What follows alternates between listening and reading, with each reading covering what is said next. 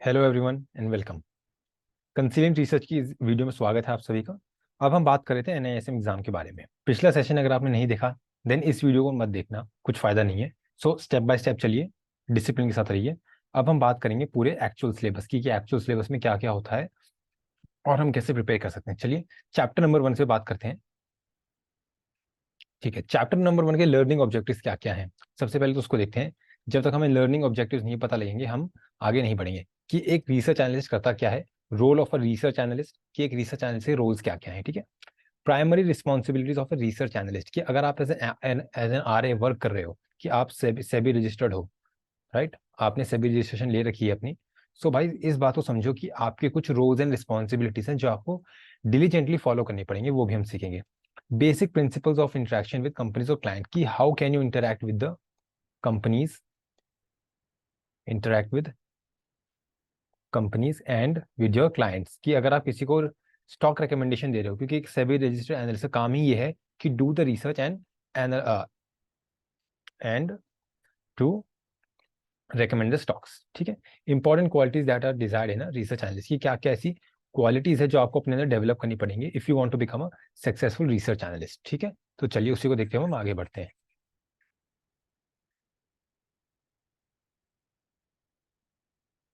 ठीक है, अब मैं बात करने वाला हूँ primary role of a research analyst. So इसमें हम पूरा step by step, line by line हर एक चैप्टर को पढ़ेंगे, क्योंकि चैप्टर बिना पढ़े, कोर्स का करिकुलम को बिना पढ़े हम आगे नहीं बढ़ सकते। ठीक है, imagine you decided by new phone, what would be your process selection for the price range decided, you would short list of set brands, compare various technical specifications, and this depending upon what factors are important to you, whether it's the battery life or the megapixel of camera, you take the decision, this process. अब देखिए यहाँ से समझ आ रहा है, यहाँ पे आपको एक एग्जाम्पल दे रखा है, मोटा मोटा यहाँ पे एक मेटाफर दे रखा है इन्होंने, राइट, कि आप एक रिसर्च एनालिस्ट के द्वारा करते क्या है।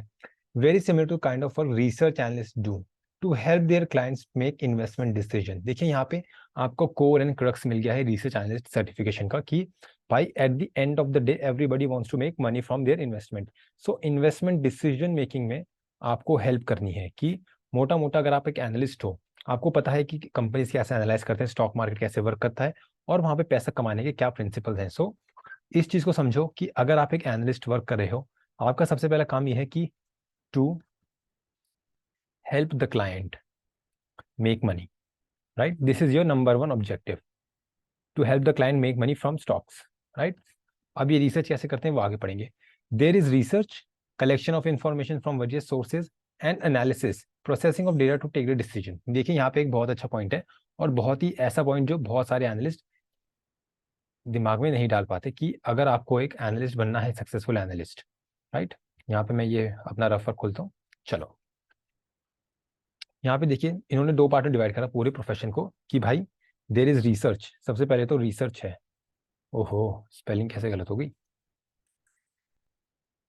सबसे पहले तो देखो रिसर्च है, बिना रिसर्च के तो आप एनालिसिस कर नहीं पाएंगे। उसके बाद है आपका एनालिसिस, उसके बाद है आपका क्या, डिसीजन मेकिंग, राइट। सो इन तीन पार्ट में देखिए आपका पूरा रिसर्च एनालिस्ट का ऑब्जेक्टिव पूरा हो जाता है। सबसे पहले रिसर्च करेंगे, company research, economic research, right, industry research, और थोड़ी सी और प्रोप्राइटरी रिसर्च। प्रोप्राइटरी रिसर्च क्या होती है वो मैं आपको सब एक्सप्लेन करूंगा। और ये सारा डेटा कलेक्ट करने के बाद आप एनालिसिस करोगे to identify the trends, to identify the trends, factors and critical components, critical components that makes a company special. कि भाई मोटा मोटा ये समझ लो कि अगर आपने पूरा डेटा कलेक्ट करा, राइट, स्क्रीनर से डेटा लिया, इंटरनेशनल सोर्सेस से लिया, पेड सोर्सेस से लिया, एनुअल रिपोर्ट से लिया, लेकिन अगर आपने एनालिसिस नहीं करा, और एनालिसिस सिर्फ एक्सेल में नहीं करना, आपको पूरा इन्वेस्टमेंट थीसिस पे भी एनालिसिस करना है, कि आइडेंटिफाई द ट्रेंड, की मार्जिन ट्रेंड क्या है कंपनी का, कंपनी की सेल्स ग्रोथ क्या है ओवर द ईयर्स, कंपनी का कैपिटल एम्प्लॉयड कितना है, उस पर रिटर्न कितना जनरेट हो रहा है। सो मोटा मोटा पूरा कंपनी का ट्रेंड एनालिसिस करना है, बहुत हिस्टोरिकली भी करना है, और फ्यूचर को देखते हुए भी ये डिसाइड करना है कि कंपनी अभी कहाँ स्टैंड करती है। फैक्टर्स ऐसे कौन कौन से जिससे कंपनी इफेक्ट हो सकती है, राइट, इकोनॉमिक फैक्टर्स हो सकते हैं, काफी सारे वेरिएबल्स हो सकते हैं जिससे कंपनी का बिजनेस इफेक्ट हो, critical component that makes a company special. तो बेसिकली ये पूरा मोट एनालिसिस मैं कह सकता हूँ मोटा मोटा कि आप मोट को एनालाइज कर रहे हैं कि एक कंपनी को स्पेशल क्या बनाता है जिससे स्टॉक प्राइस मूव करे। हो सकता है स्टॉक कुछ ऐसे क्रिटिकल कंपोनेंट्स आप ढूंढो कि भाई अगर ये हुआ stock price can go down by 5%, कि अगर ये चीज हुई XYZ हुई तो stock price can appreciate up to 10%। So इस पूरे एनालिसिस का पार्ट आपका रिसर्च एनालिसिस का प्रोफेशन बताता है। फिर आता है आपका डिसीजन मेकिंग। कौन सा डिसीजन मेकिंग? ये है आपके economic decision making. Economic decision है जिससे आपकी नेटवर्क पे इफेक्ट पड़ेगा, आपकी फाइनेंशियल वेलबींग पे इफेक्ट करेगा। क्या क्या है? बाय, सेल और होल्ड। कि भाई किसी भी स्टॉक अगर आपके पोर्टफोलियो में है और आप मार्केट में एक्टिव है, there are only 3 decision that you can make at any point in time. या तो आप खरीदोगे, या तो आप बेचोगे, या तो आप होल्ड करोगे कोई भी सिक्योरिटी को। अब वो क्यों होल्ड करना है वो इन पे पता लगेगा कि आपको रिसर्च करना है और फिर एनालिसिस करना है। ये था आपका basic job of a research analyst. चलिए सीधा बुक में चलते हैं। बुक आ जा, आ गई बुक। ठीक है। Data information are imperative to the function of the research analyst. They need information pertinent to the investment being evaluated. कि अगर आपको कोई भी इन्वेस्टमेंट इवेलुएट कर रहे हो उनको डेटा तो चाहिए ही होगा, राइट? सिंपल सी बात है। They need information for the investment being evaluated. अगर आप कोई कंपनी एनालाइज कर रहे हो उसके लिए आपको डेटा चाहिए चाहिए, राइट? वो डेटा कहाँ मिलता है हम स्क्रीन से भी देखेंगे। This would include information on the macro economics का और माइक्रो इकोनॉमिक फैक्टर्स। मैक्रो आपकी पूरी ग्लोबल इकोनॉमी को डील करती है और माइक्रो जो आपकी एक पर्टिकुलर फर्म्स और पर्टिकुलर इंडिविजुअल से डील करती है। इंडस्ट्री स्पेसिफिक इन्फॉर्मेशन अगली सीरीज में मैं लाऊंगा कि इंडस्ट्री को एनालिसिस कैसे कर सकते हैं, लेकिन NISM ने भी बहुत अच्छा चैप्टर डाल रखा है इंडस्ट्री के ऊपर। एंड कंपनी स्पेसिफिक इन्फॉर्मेशन, यहाँ पे देखिए पहले इन्होंने इकोनॉमिक्स की बात करी, फिर इंडस्ट्री की बात करी, फिर उन्होंने कंपनी की बात करी। सो मोटा मोटा ये मैं कह सकता हूँ कि ये टॉप डाउन अप्रोच ले रहे हैं। इकोनॉमिक इन्फॉर्मेशन में भी collect from governance statistics provide by central bank and RBI। कि इंडिया में ये कुछ ऐसे सोर्सेज हैं जो कि बहुत ज़्यादा जेन्युइन सोर्सेज हैं, पूरी इकोनॉमी का डेटा लोग फ्री में प्रोवाइड कराते हैं। RBI हो गया, गवर्नमेंट स्टेटिस्टिकल ऑफिस हो गया, और आपका मोटा मोटा सेंट्रल बैंक हो गया। डेटा ऑन ग्लोबल फैक्टर्स की अगर ग्लोबल फैक्टर्स का डेटा चाहिए कहाँ से मिलेगा? IMF से मिलेगा, international monetary fund, Asian development bank, world bank and other global development financial institution. So ये है आपके सुपरा नेशनल एंटिटीज। कि जितनी भी ये सुपरा नेशनल एंटिटीज हैं, सुपरा नेशनल मतलब जो किसी नेशन की एंटिटी से भी बड़ी होती हैं, लाइक वर्ल्ड बैंक, IMF। सो ये कुछ ऐसी एंटिटीज हैं ये जो ये भी डेटा प्रोवाइड कराती हैं हमें फॉर फ्री ऑफ कॉस्ट, और ये डेटा हमारे एनालिसिस में बहुत हेल्प करने वाला है जब हम आगे चल के देखेंगे। कंपनी स्पेसिफिक इन्फॉर्मेशन में भी collect from various sources including the financial statements. कि ये पूरा कंपनी सोर्सेज है, ये ऑलरेडी आपको पता है कि आपकी एनुअल रिपोर्ट से फाइनेंशियल स्टेटमेंट्स मिल सकती हैं आपको, कौन कॉल्स हैं, रेगुलेटरी कंप्लायंस रिक्वायरमेंट्स हैं, और मैनेजमेंट से मीटिंग करके भी आप अपना डेटा यहाँ पे सोर्स कर सकते हैं। काफ़ी सारे फैक्ट्री विजिट्स कर सकते हैं, मार्केट सर्वे। सो मोटा मोटा इस पूरे पैराग्राफ में मुझे ये बताया from where the data can be sourced, कि डेटा कहाँ से आपको मिलेगा, where the data can be found, right? Analysis and decision making process is a combination of understanding qualitative factors that affect operation performance, efficiency of operation, competitiveness, business plans, work ethics of management, and among other quantitative factors are revenue, cost, profitability, and risk to this financial. So basically यहाँ पे ये समझिए कि आपका जो economic decision making है वो किससे इफेक्ट होगा? वो आपका दो चीजों से होगा, qualitative plus quantitative factors. Qualitative factors कौन कौन से होते हैं उस पर बात करते हैं। चलिए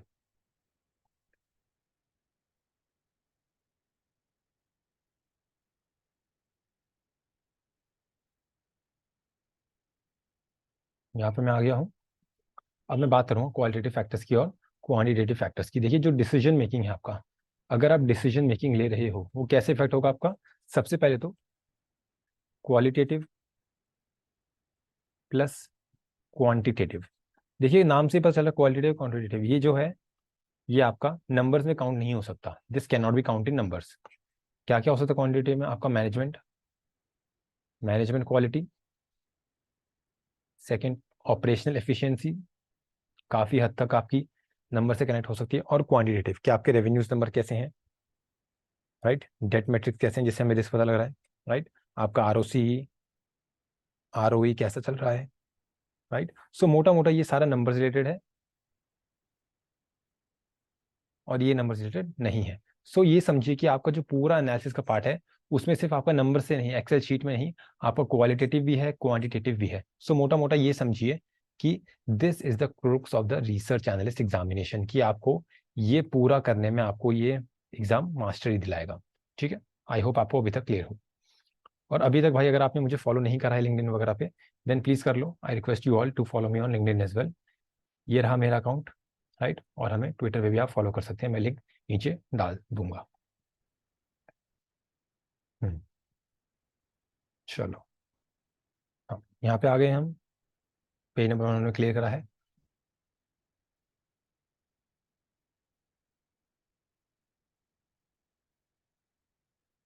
रिसर्च एनालिस्ट आर डिफाइंड। अब देखिए यहाँ पे रिसर्च एनालिस्ट का ना क्लासिफिकेशन देखा है इन्होंने, कि कैसे कैसे हम रिसर्च एनालिस्ट को क्लासीफाई कर सकते हैं, राइट, मोटा मोटा। चलिए इसको जूम इन करके पढ़ते हैं ताकि हमें अच्छे से आए। Defined by the nature of analysis they do, कि किस टाइप का एनालिसिस वो कर रहे हैं। Coverage and use of the recommendation they provide, कि उनकी रिकमेंडेशन को कौन कौन प्रोवाइड कर रहा है और उनकी रिकमेंडेशन को कौन कौन पढ़ रहा है, उसके बेस पे वी कैन क्लासीफाई देम। सबसे पहले आता है सेल साइड एनालिस्ट। देखिए सेल साइड एनालिस्ट का मैंने पूरा डिस्क्रिप्शन दे रखा है अपनी इक्विटी रिसर्च कोर्स में, लेकिन यहाँ पे मैं आपको बेसिक डेफिनेशन दे देता हूँ। They typically publish research reports in public domain on the securities और कंपनीज और industry with specific recommendation to buy hold और सेल द सब्जेक्टिव सिक्योरिटी, की बेसिकली बाय सेल रिकमेंडेशन दे देते हैं ये पर्टिकुलर सिक्योरिटीज और इंडस्ट्री पे। These recommendations include the analysis expectation of future earnings of the company and future price performance of the security। ये तो बहुत बेसिक है। They work for firms that provide investment banking, broking, advisory service to our clients। जैसा मैंने आपको equity research course में बताया था, अगर आपको नहीं पता इक्विटी रिसर्च मेरा कोर्स मेरा क्या है, मैंने लिंक बायो में डाल दिया है, आपको लिंक मिल जाएगा, वो उस कोर्स को देखना। उसमें मैंने पूरा स्क्रैच से समझा कि बाय साइड और सेल साइड एनालिस्ट क्या होते हैं। सेल साइड एनालिस्ट कौन होते हैं ये? दे सेल देयर सर्विसेज, कि भाई अपनी रिकमेंडेशन उन्हें सेल करनी है, सेल देयर रिकमेंडेशंस। मोटी मोटी इनका ये गोल होता है लाइफ में, कि भाई इनको सैलरी इसलिए मिलती है, they are selling the services to some other investor. Buy side analyst, they buy for themselves, they buy for their own portfolio, own portfolio, right. They generally for asset manager like mutual fund. जैसा मैंने बताया कि जो asset manager हैं, जो दूसरों के पैसे मैनेज कर रहे हैं, हेज फंड्स हो गए, पेंशन फंड्स हो गए, ऑल्टरनेट इन्वेस्टमेंट फंड्स हो गए, एफपीआईज हो गए, पोर्टफोलियो मैनेजर्स हो गए, जो बाय एंड सेल करते हैं दूसरों के इन्वेस्टर के बिहाफ पे, राइट। सो अगर आप दूसरों के पैसे मैनेज कर रहे हो तो आप ऑब्वियसली बाय साइड में हो, और दूसरों को रेकमेंड कर रहे हो तो ऑब्वियसली सेल साइड में हो, क्योंकि बाय साइड में आप अपने खुद के पोर्टफोलियो के लिए मैनेज कर रहे हो जिसमें दूसरों का पैसा है। Research report of the generally circulate among the top management investment manager of the employ firms, their recommendation about buy और sell. These reports are usually only for internal consumption and not available in public domain। Obvious सी बात है कि यार अगर आप खुद एक इन्वेस्टमेंट डिसीजन ले रहे हो, देन आप दूसरों को थोड़ी बताओगे जाके कि भाई हम ये खरीद रहे हैं। No, absolutely not. उसका मतलब ये है कि आप अपने लिए खरीद रहे हो, और जो पूरी रिसर्च रिपोर्ट है, जो पूरी पीपीटी है या पीडीएफ फाइल है, वो अंदर ही सर्कुलेट करेगी, बाहर नहीं जाने वाली इन्फॉर्मेशन कि आप क्या खरीद रहे हो, किस प्राइस पे खरीद रहे हो, वो बाहर की दुनिया को बाद में पता लगेगा जब आप खरीद लोगे। सो सबसे पहला ये है कि बाय का आप खुद के लिए बाय कर रहे हो, सेल में आप रिकमेंडेशन सेल कर रहे हो। तीसरा आता है आपका इंडिपेंडेंट। इंडिपेंडेंट मतलब किसी के अंडर काम नहीं करते ये, they are more like freelancers, right. Freelancing करते हैं फॉर अ फी, मोटी मोटी फ्रीलांसिंग है। They work for research originators और boutique firm separate from full service investment firm and sell their research others on a subscription basis. अभी मैं बहुत सारे एनालिस्ट आपको दिखाता हूँ ट्विटर पे जो सब्सक्रिप्शन बेसिस पे अपनी सर्विसेज सेल करते हैं, लेकिन किसी के अंडर में वर्क नहीं करते। सो अंडरस्टैंड दिस पॉइंट कि तीन टाइप के एनालिस्ट होते हैं, sell side, by side and independent. Independent किसी के अंडर वर्क नहीं करते, लेकिन ये फ्रीलांसिंग टाइप वर्क करते हैं। Their clients could be investors, investor हो सकते हैं, इंस्टीट्यूशंस हो सकते हैं, investment bankers, regulators, stock exchanges, fund managers, की कौन कौन हु आर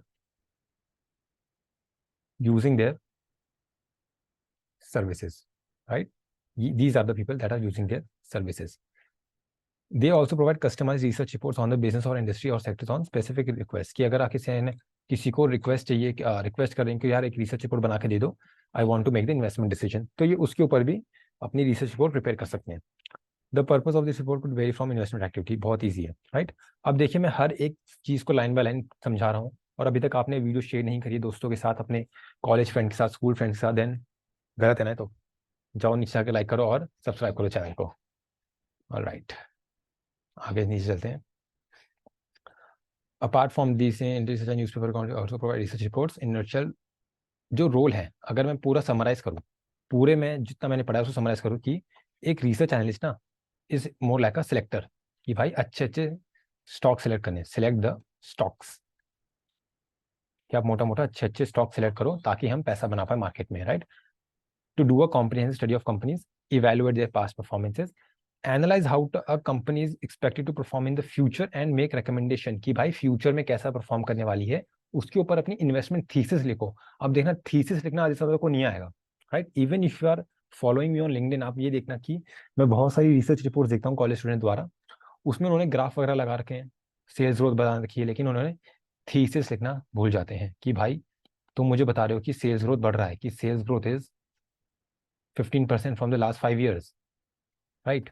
लेकिन आप मुझे ये नहीं बता पा रहे कि मुझे इन्वेस्टमेंट करना चाहिए और क्या क्रिटिकल फैक्टर्स हैं जिससे ये इन्वेस्टमेंट आगे भी अच्छा परफॉर्म करेंगे, कि what are the components of the company that will make the company a success in the future and not only in the present in the past, right. So understand this point कि आपका काम ये है कि आपको future को, probabilities को मद्देनजर रखते हुए देख के प्रेडिक्ट करना है based on the past and present performance.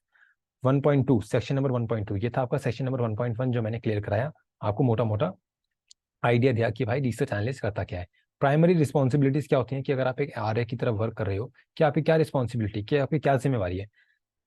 Role is to understand and evaluate the growth of the industry and companies, right. मोटा मोटा ये है। लेट अस ब्रीफली लुक, थोड़ा ब्रीफ में देखते हैं कि क्या क्या चीजें हैं।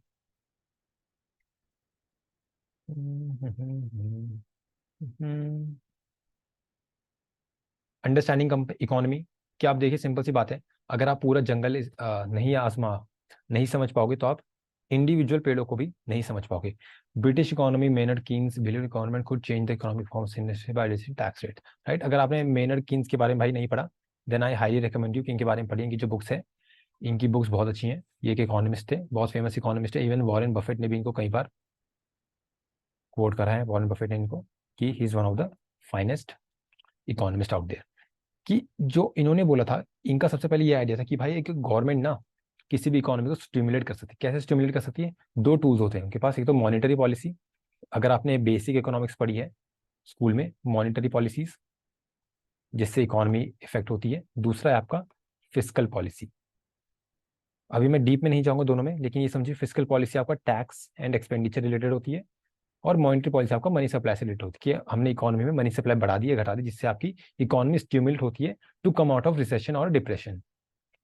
Therefore, as growth depends to a great extent to the economic environment, की मोटा मोटा कि मार्केट की इकोनॉमी में, किसी भी कंट्री की इकोनॉमी में क्या चल रहा है, उससे उस कंपनी का स्टॉक मार्केट और कंपनी की ओवरऑल ग्रोथ इफेक्ट होगी। बहुत कॉमन सेंस है, right.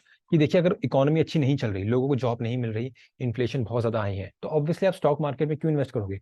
If you do not have income to cover your basic expenditures, you are not going to go out there and buy some stocks in the stock market. Obviously आप business start नहीं करोगे, आप startups में invest नहीं करोगे, you won't be making any investment in the future. So understand this, कि economy को समझना become super crucial for us. कि अगर आप एक आ रहे हो, आप ये नहीं बोल सकते कि मैं कंपनी लेवल पे ही रिसर्च करूंगा, no, this is not the right way to do. कि अगर आप मान लीजिए आप ग्लोबल ग्लोबल रिसर्च एनालिस्ट हो, कि आप पूरी दुनिया के स्टॉक्स कवर करते हो, यूएस मार्केट के स्टॉक्स अफेक्ट करते हो, कवर करते हो, then understanding the US economy become super crucial for you. और वो हम आगे सीखेंगे। क्या क्या फैक्टर्स होते हैं? Changes in various macro factors. ओहो, मैक्रो इकोनॉमिक फैक्टर्स क्या क्या है? नेशनल इनकम, आपकी इन्फ्लेशन, इंटरेस्ट रेट्स कैसे हो रहा है, सबके ऊपर मैं डिटेल में आगे बात करूंगा, अभी इसको सिर्फ बेसिक समझिए। फिस्कल एंड मॉनिटरी पॉलिसीज क्या क्या है? जैसा मैंने बताया, फिस्कल आपका टैक्सेस एंड एक्सपेंडिचर रिलेटेड है, मॉनिटरी आपका मनी सप्लाई से रिलेटेड है। एफडीआई कैसे इन्वेस्टमेंट करे और एफपीआई कैसे करे, दोनों में क्या फर्क होता है वो मैं बता देता हूँ आपको। एफपीआई ये थोड़ा आपका शॉर्ट टर्म होता है, राइट, मोटा मोटा। एफडीआई आपका थोड़ा लॉन्ग टर्म इन्वेस्टमेंट होती है। These are more like your, कि यहाँ पे हमें एक बिल्डिंग बनानी है किसी भी कंट्री में फॉर द परमानेंट बेसिस, की मोटी मोटी हमें यहाँ पे अपना पूरा बिजनेस स्टैब्लिश करना है। फॉरेन पोर्टफोलियो इन्वेस्टर क्या करते हैं? ये बस स्टॉक मार्केट में इन्वेस्ट करते हैं, they can sell the securities at any time. FDI आपकी ज्यादा इंपॉर्टेंट होती है as compared to your FPI. Even तो दोनों मैटर करते हैं, लेकिन अगर ज्यादा एफडीआई इन्फ्लोज आ रहे हैं किसी भी कंट्री में, देन इट मीन्स की फॉरेन मार्केट का जो परसेप्शन है किसी भी कंट्री को लेकर के वो बुलिश है। सेविंग्स एंड इन्वेस्टमेंट पैटर्न्स, अभी एक स्टडी पढ़ी मैंने कि इंडिया का सेविंग्स रेट 30 ईयर लो पे है, which is a like deadly sign, कि लोग कम सेव कर रहे हैं और उनका इन्वेस्टमेंट पैटर्न भी खराब हो रहा है। ऑब्वियसली बात है, अगर आपके पास पैसे कम बच रहे हैं, आप इन्वेस्ट नहीं करोगे, राइट। सो इंडिया का सेविंग्स रेट काफी लो चल रहा है अभी, राइट। मोटा मोटा सेविंग्स रेट इंडिया का काफी लो चल रहा है। Global factor that impact the GDP growth based on export and import transaction, देखिए कोई भी कंपनी एक्सपोर्ट और इम्पोर्ट पे काफी ज्यादा रोक लगा सकती है कभी भी, राइट, मोटा मोटा रोक लगा सकते हैं इस पे, राइट। से किसी भी कंट्री में इन्वेस्ट करने से पहले हमें ये देखना है कि भाई इम्पोर्ट एंड एक्सपोर्ट का क्या हाल है, कि कुछ टैरिफ्स तो नहीं लगे, कुछ रेस्ट्रिक्शंस तो नहीं है कि जिससे उनका इम्पोर्ट एंड एक्सपोर्ट इफेक्ट हो सके। फिर आता है आपका अंडरस्टैंडिंग द इंडस्ट्री, कि आप इंडस्ट्री को अंडरस्टैंड करें। अभी रिसेंटली मैंने एक ट्विटर पे थ्रेड डाला था जिसमें मैंने हॉस्पिटल इंडस्ट्री के बारे में एक्सप्लेन किया था। अगर आपने वो थ्रेड नहीं पढ़ा है then I highly recommend you कि आप वो पढ़ो, क्योंकि अलग अलग सेक्टर्स का, अलग अलग इंडस्ट्री का नॉलेज होना यार बहुत जरूरी है, राइट। आपको एक ऑलराउंड रिसर्च एनालिस्ट बनना है, एक ऑलराउंड इंडिपेंडेंट रिसर्च एनालिस्ट बनना है before you get a job, right. So सबसे पहले ये समझिए कि जॉब करने से पहले आपको प्रैक्टिकल स्किल ज्यादा जरूरी है as compared to just certification. Different industry face different challenges and opportunities, कि हर एक इंडस्ट्री का अपना एक चैलेंज है, हर एक इंडस्ट्री का अपनी अपॉर्चुनिटी है। Their growth drivers could be significant difference, कि किसी भी इंडस्ट्री के ग्रोथ ड्राइवर्स क्या हैं, what are the growth drivers of any industry, कि ऐसी क्या चीज हो जिससे एफएमसीजी इंडस्ट्री बढ़े, ऐसी क्या चीज हो जिससे हॉस्पिटल इंडस्ट्री बढ़े। ना बहुत कॉमन सेंस है, थोड़ा बुरा लगेगा, लेकिन जितने ज्यादा लोगों की इनकम बढ़ेगी, जितने ज्यादा लोग तबियत खराब होंगी, उतने ही हॉस्पिटल का रेवेन्यू बढ़ेगा। This might sound a bit unethical, लेकिन सच्चाई यही है कि हॉस्पिटल चाहता है कि आप बीमार पड़ो और इनके साथ एडमिट हो जाओ, right. This is the thing. Accordingly research analyst need to understand thoroughly the regulatory environment prevalent in the industry, कि भाई रेगुलेशन क्या चल रहे हैं इंडस्ट्री में और आपका मोटा मोटा उससे कैसे इफेक्ट आपका बिजनेस से पड़ेगा। अभी रिसेंटली डेल्टा कॉर्प आपने सुना होगा, गवर्नमेंट ने क्या करा उनके साथ, अराउंड 17,000 करोड़ का जीएसटी का लगा दिया। डेल्टा कॉर्प का मार्केट का है 5,000 करोड़ भी नहीं है, मिड कैप कंपनी यार, small cap I think. 17,000 crore GST का फ्रॉड लगा दिया उनके ऊपर कि भाई तुम जीएसटी भरो 17,000 करोड़ का। पूरी कंपनी बिक भी जाएगी ना तो 5,000 करोड़ से ज्यादा आएगा नहीं। आप देखते हैं आगे क्या होता है। सो ये रेगुलेटरी चैलेंजेस क्या है किसी भी इकोनॉमी में, ये समझना बहुत जरूरी है। चलिए आगे चलते हैं। कंपनी को अंडरस्टैंड करना, कि भाई बिना कंपनी अंडरस्टैंड करे तो आप बाय सेल रिकमेंडेशन दे ही नहीं सकते। आपने इंडस्ट्री समझी, इकोनॉमी समझी, लेकिन कंपनी नहीं समझी, then you will not be able to make the buy sell call. यहाँ पे इन्होंने एग्जांपल दे रखा है कि दो बैट्समैन राहुल द्रविड़ और वीरेंद्र सहवाग, दोनों बैट्समैन बहुत अच्छे थे, लेकिन वीरेंद्र सहवाग सर थोड़े से एग्रेसिव थे, लेकिन वहीं पे राहुल द्रविड़ सर बहुत ज्यादा डिफेंसिव प्लेयर थे। इनको इंडिया की वॉल भी कहा जाता है, जैसा आप जानते ही हैं। क्रिकेट के तो सभी फैन है, ज्यादा बताने की जरूरत नहीं है, लेकिन ये समझिए कि हर एक कंपनी अलग होती है और हर उसके हिसाब से हमें एनालिसिस करना पड़ता है। Just as in the case of players, statistics and style, companies in the same industry may vary significantly in their approach toward business, की सेम इंडस्ट्री कंपनीज ही बहुत अलग हो सकती हैं जब हम डेप्थ में जाएंगे।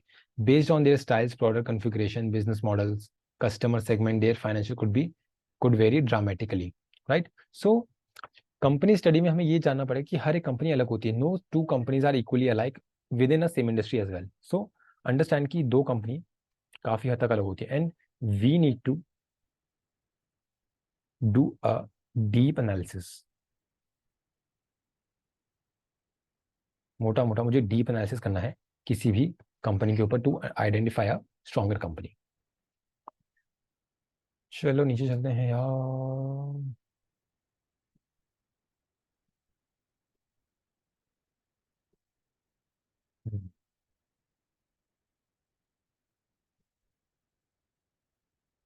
1.3 पे आते हैं, सेक्शन 1.3 चैनल यूट्यूब चैप्टर का।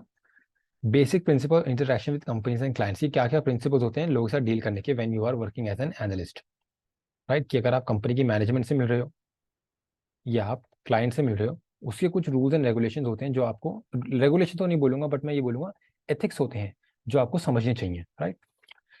Though the power of internet gives an analyst the ability to acquire a lot of information, it cannot substitute direct interaction with companies and clients। कि आप हो सकता है, जैसा आप ये सेशन मेरा यूट्यूब पे देख रहे हो, लेकिन अगर मैं आपको क्लासरूम में बैठ के समझाऊं, that will be quite different from this one, right. कि आप डायरेक्ट इंटरैक्ट कर रहे हो वर्सेज आप ऑनलाइन मीडियम के थ्रू पढ़ रहे हो, लेकिन जो ऑनलाइन मीडियम है वो काफी हद तक इतना इफेक्टिव नहीं होता as compared to the live interaction sessions. So personal communication with management helps them to get a better insight. This is the key.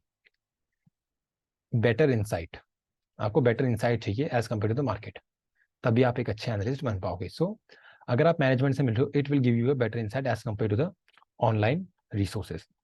It may also happen that management mislead the analyst by deliberately exaggerating the positive. So obviously बात है, कोई भी management अपनी company के बारे में अच्छा क्यों बोलेगी। सो अंडरस्टैंड दिस कि आपको एज एन एनालिस्ट काफी ज्यादा ऑब्जेक्टिव रहना है और फैक्ट्स के बेस पे चलना है। कि मैनेजमेंट अगर हवाबाजी कर रही है कि 15% ग्रोथ होगा, 20% के मार्जिन होंगे, so you need to identify कि मैनेजमेंट कब हवाबाजी कर रही है वर्सेस कि मैनेजमेंट कब सच बोल रही है. This communication with management like any other requires analyst to have clarity of thought. So मिलने से पहले क्या क्या करना चाहिए? सबसे पहले तो प्री मीटिंग रिसर्च. मैनेजमेंट से मिलने से पहले आपको अपनी रिसर्च करनी पड़ेगी. ऐसा नहीं है कि आप मुंह उठा के मैनेजमेंट में मिलने चले गए. You need to have considerable amount of knowledge about the company, industry and the global macro economic factors. So while the management is generally open to interview with research analysts, they must bear in mind that these opportunities do not come very frequently. कि आप रोज रोज management से नहीं मिल पाओगे, right? क्योंकि management usually busy रहती है और हर किसी से नहीं मिलती until unless आप कोई बिलियनर इन्वेस्टर हो. Therefore must be made full use of whatever they come. ठीक है.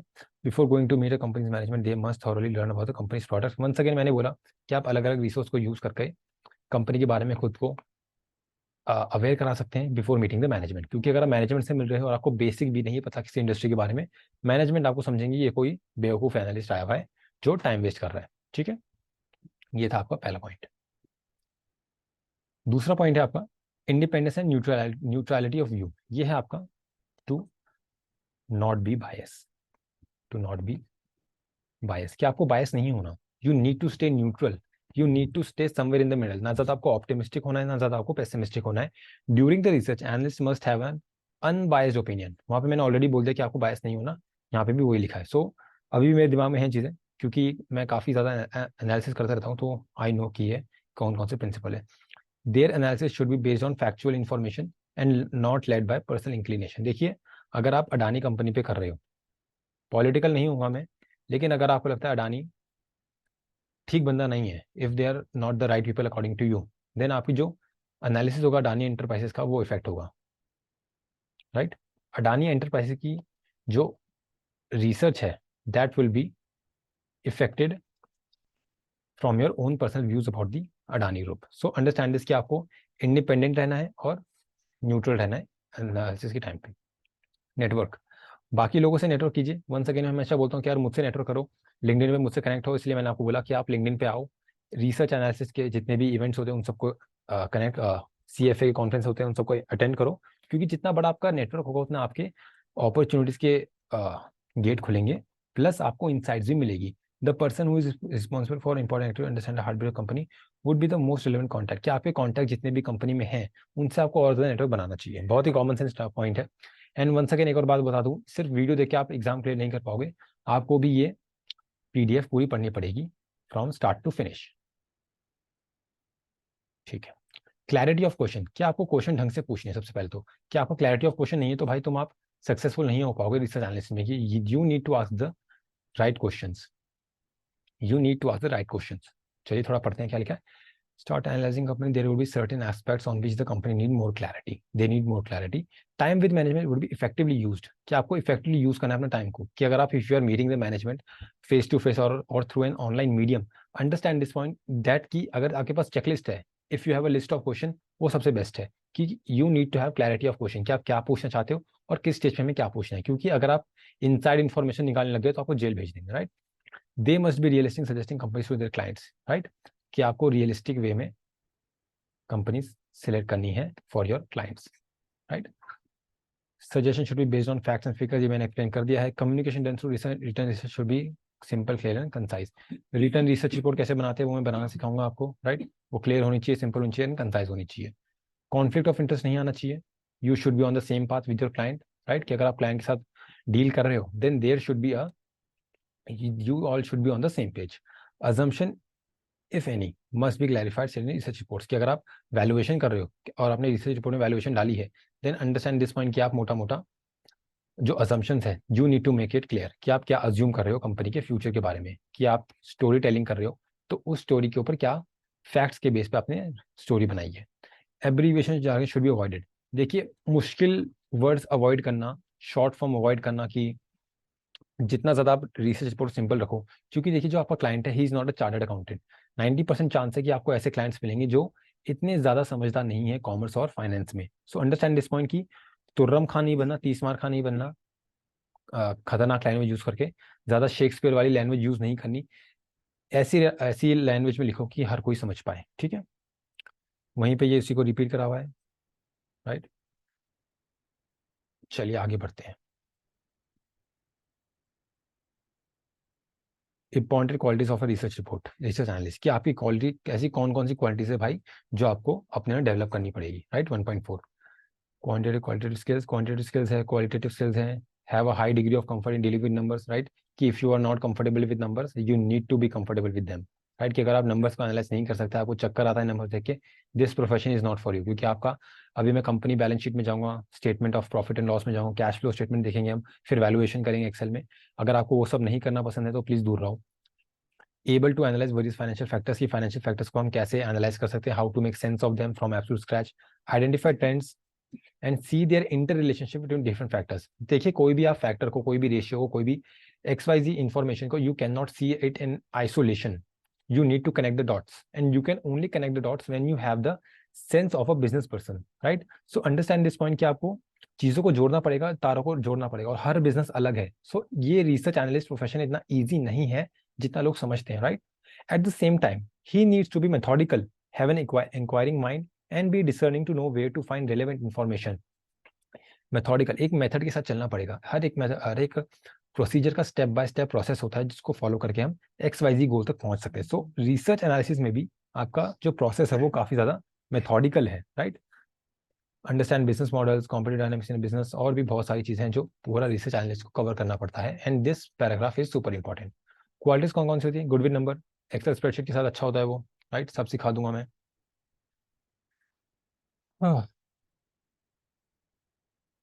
क्लैरिटी इन फाइनेंशियल कॉन्सेप्ट्स, की फाइनेंशियल कॉन्सेप्ट्स क्लियर होने चाहिए। आपका time value of money, accounting क्या होती है, DCF क्या होता है, वैल्यूएशन क्या होती है, कॉर्पोरेट फाइनेंस थोड़ा बहुत। Ability to read and comprehend financial statements and reports, कि आपको एनुअल रिपोर्ट पढ़नी आनी चाहिए, कॉन कॉल पढ़नी आनी चाहिए, सब कुछ करेंगे।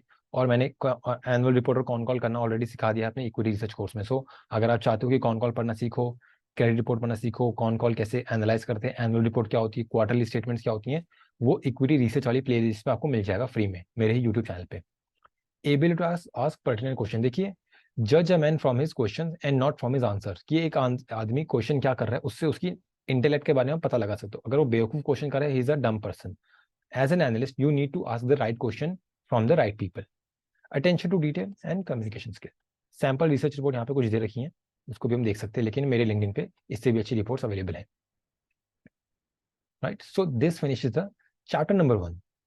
हमने चैप्टर नंबर 1 क्लियर करा, और यहाँ पे कुछ ऐसे क्वेश्चन है जो कि एग्जाम में आ सकते हैं। These are the super important question. हम बोलते हैं CFA में कि एंड ऑफ चैप्टर क्वेश्चन करने चाहिए, इसमें भी हमें एंड ऑफ चैप्टर क्वेश्चन करने हैं, राइट। सो अगली वीडियो में मैं चैप्टर नंबर 2 पे बात करूंगा, इंट्रोडक्शन टू सिक्योरिटीज मार्केट। सो मैं चाहता हूं कि आप चैप्टर नंबर 1 एक बार गो थ्रू करें, बहुत ईजी चैप्टर है, कुछ मुश्किल नहीं है, फिर भी काफी मैंने डिटेल में समझाया। And with this I am signing off and bye bye, thank you so much.